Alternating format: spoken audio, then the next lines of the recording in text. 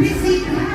At syempre, mukhang may daladalang gift si Jollibee para sa aking birthday. So, at kayo naman, Jollibee, hanapin mo nga ang ating birthday celebrant. Asan kaya siya? Ayan. Asan? Ayan, si Bia, sir. Sige, sir, na tayo sa kanya. Alright, kaya naman, Jollibee, bigay mo na ang gift mo para kay Bia.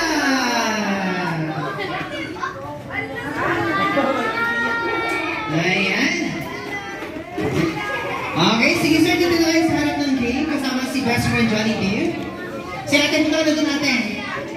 Ayan. Okay, once again. Mamaya sa bahay. Okay, once again.